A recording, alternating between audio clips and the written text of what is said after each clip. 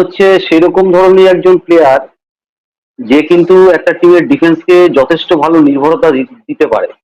এবং অ্যাকচুয়ালি আমাদের টিমে একটা এরকম ধরনের প্লেয়ার দরকার, এবং অস্কারের যে কোচিং পদ্ধতি ধারা গত বছর দেখেছি, যেভাবে সে খেলাতে চায় তাতে একজন বল প্লেয়িং ডিফেন্ডার, হার্ড ট্যাকলার, এবং সঙ্গে সঙ্গে সে রিকভারিটা তার ভালো থাকবে। যদি সে উপরে যখন বল প্লেয়িং ডিফেন্ডার হয়, সে তার ন্যাচারাল টেন্ডেন্সি থাকে বলটাকে ক্যারি করে সে উপরের দিকে মাঝমাঠের দিকে উঠে আসে, এবং পিছনে যে ফাঁকা জায়গাটা পড়ে থাকে সেটা সেই ফাঁকা জায়গাটাকে যথেষ্ট দ্রুততার সঙ্গে কাউন্টার অ্যাটাকে সেই জায়গাটাকে রিকভার করা। তো ইভানের মধ্যে সব গুণগুলোই আছে।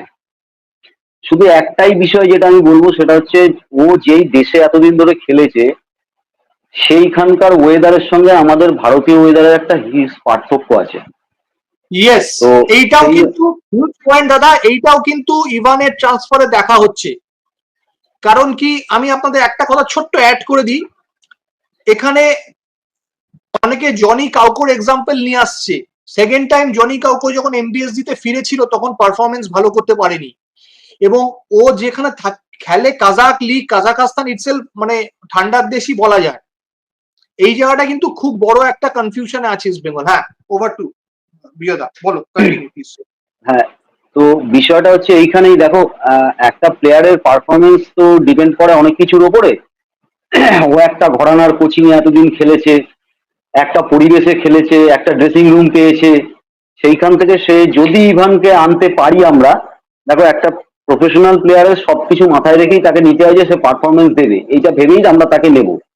যদি সমস্ত কিছু ঠিকঠাক থাকে, নেগোসিয়েশনটা সমস্ত ভালো রকম ভাবে হয়, এবং আমাদের বাজেট ফ্রেন্ডলি, যেটা আমাদের সবচেয়ে বড় জিনিস, যে একটা বাজেটের মধ্যে তাকে আনতে হবে, কারণ টিম গড়ার সময় যে বাজেটটা ম্যানেজমেন্ট এবং কোচ মিলে করে তার মধ্যেই সেটা থাকা উচিত। তো সবকিছু দেখার পরে সে যদি আসে, সবার আগে দেখতে হবে যে তাকে যত দ্রুত সম্ভব নিয়ে এসে এখানকার পরিবেশের সঙ্গে মানিয়ে নেওয়া, এবং তাকে কিন্তু পরিষ্কার কথা সময় দিতে হবে।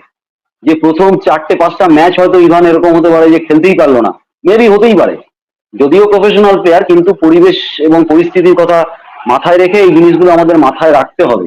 যে একটা ভালো প্লেয়ারের কাছ থেকে কিন্তু আমরা সবসময় যে এসেই সে সুপার ডুপার হিট হয়ে যাবে সেটা নয়, যেটা কিন্তু জনি অ্যাকোস্টার ক্ষেত্রে হয়েছিল। প্রথমবার সে সাকসেস হয়নি, কিন্তু সেকেন্ড টাইম এসে কিন্তু সে সাকসেস ছিল। এরকম বহু প্লেয়ার আছে যাদের কিন্তু একটু সময় দেওয়ার পরে তারা কিন্তু যথেষ্ট ভালো রেজাল্ট দিয়েছে। ইস্ট বেঙ্গলে জয়েন করা মাত্রই তার থেকে যদি আমরা রেজাল্ট আশা করি, সেটা আমাদের ভুল হবে।